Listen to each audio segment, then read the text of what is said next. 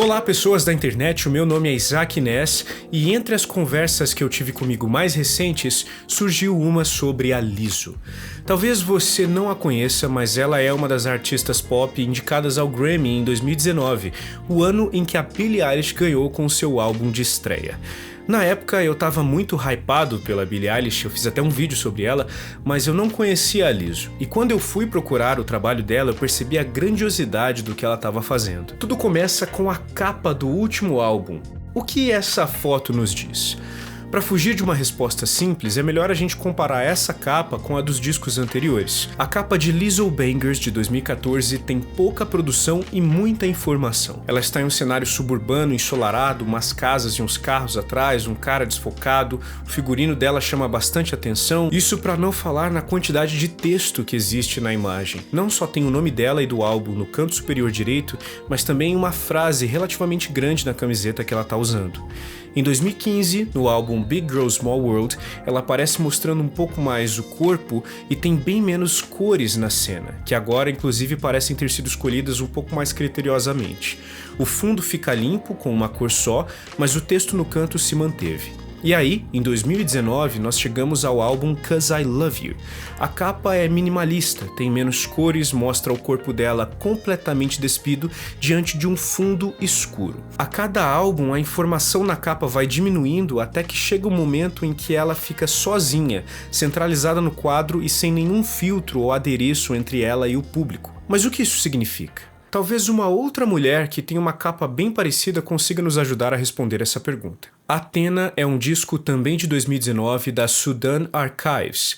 A capa também tem o corpo nu da cantora, que nesse caso aparece esculpido em uma espécie de rocha escura, diante de um fundo branco, bem parecido com a capa da Lizzo.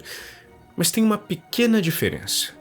O violino é um dos instrumentos mais populares do mundo. Pode ser difícil para nós brasileiros entendermos isso, porque provavelmente é o violão que ocupa esse lugar na nossa mente. Mas pela sua forte presença na música europeia no final do período renascentista, o violino acabou ficando famoso não só na Europa, mas em todo o planeta. No entanto, esse instrumento sempre foi popular apenas no sentido de ser famoso, mas nunca foi acessível. Talvez por isso ele seja até hoje associado a uma ideia conservadora de erudição, por ser um instrumento mais exótico, pelo menos para a maioria das pessoas. Mas é claro que essa é uma ideia equivocada. Um violinista não é, por definição, um músico melhor que um baterista só por causa do instrumento que ele utiliza. Mesmo assim, é muito comum ver pessoas leigas se deslumbrarem com um violinista mediano vestindo um terno em uma festa de casamento e perguntarem se o baterista tocando suado e sem camisa tem emprego de verdade ou só toca. É isso que nós chamamos de estereótipo, uma imagem pré-concebida baseada em preconceitos que nós internalizamos ao longo da vida. Agora, tendo isso em mente, eu olho para a capa do disco da Sudan Archives e vejo que ela posa como Athena, a deusa grega da sabedoria e das artes, esculpida em uma pedra escura e segurando um instrumento elitizado. Inclusive, esse instrumento não está aí só como símbolo, ele é o principal pilar da música da Sudan. Ela mistura o violino com vários outros elementos da música negra, passando principalmente pelo R&B, hip hop e até elementos de música tradicional africana. Sabe o que eu vejo aqui? Eu vejo poder. Poder sendo tomado à força, poder que vem pela vulgarização daquilo que antes era sagrado, intocável. A Sudan Archives mostra como esse instrumento não pertence a nenhuma cultura, etnia ou classe social. Nesse momento, o violino e todo o prestígio que ele evoca pertencem à Sudan Archives e somente a ela.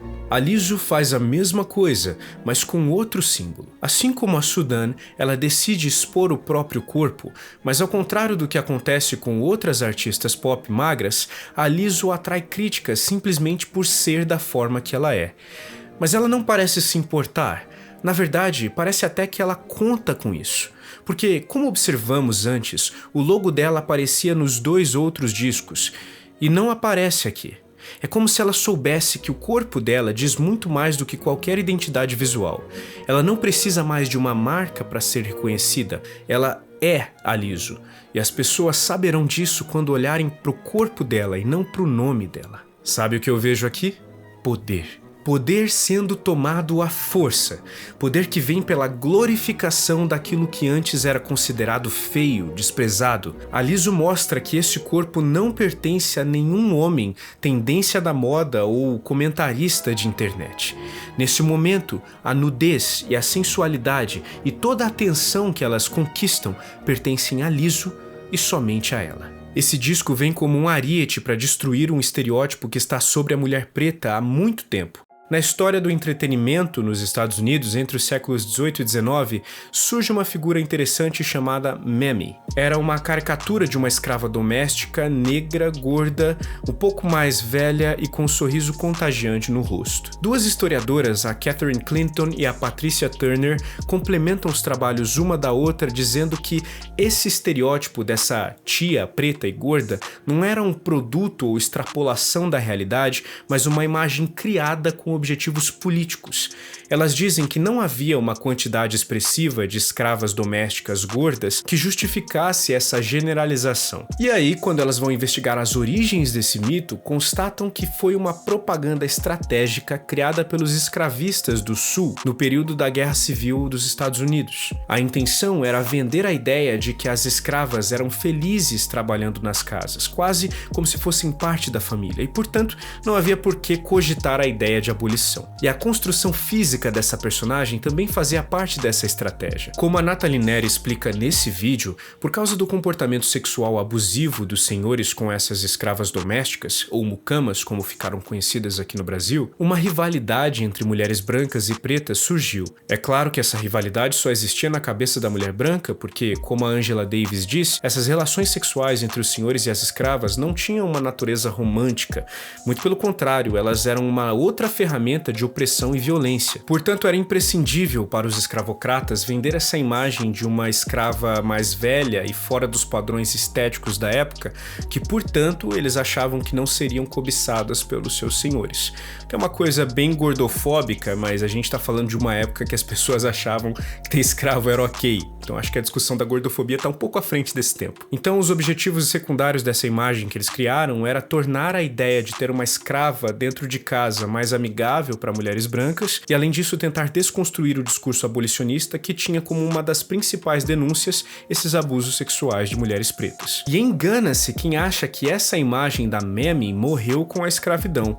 Nos anos 20 a gente vê a tia Anastácia na literatura do Monteiro Lobato e nos anos 50, tipo ontem, tem aquela personagem que aparece no Tom e Jerry em um episódio ou outro que literalmente se chama Mammy. Esse tipo de coisa vai sendo colocada na nossa cabeça pra gente achar que é um pensamento nosso, mas na verdade faz parte de uma estratégia muito bem construída. E são esses rótulos que a Lizzo está enfrentando.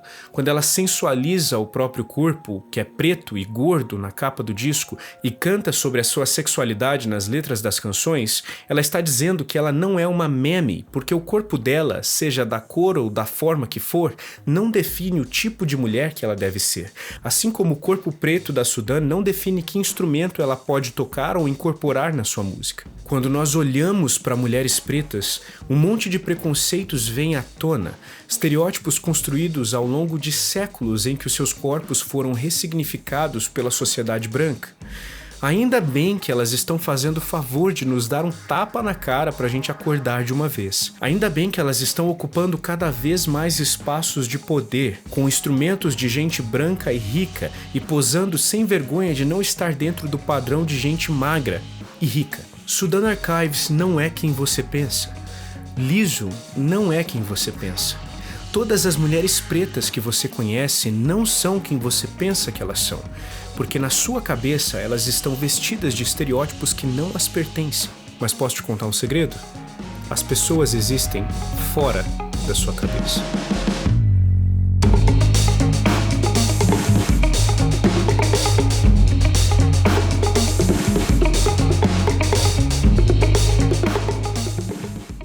Bom pessoal, esse é o vídeo, eu espero que vocês tenham gostado. Não se esqueçam de conferir as referências lá na descrição, que também é onde vocês encontram o link para a loja das nossas camisetas. Sério gente, essa camiseta é tão bonita, ela é uma das minhas camisetas favoritas e nem é porque fui eu que fiz. Enfim, se inscreva no canal, curta o vídeo, comente o que achou, compartilhe se achar que deve e até breve.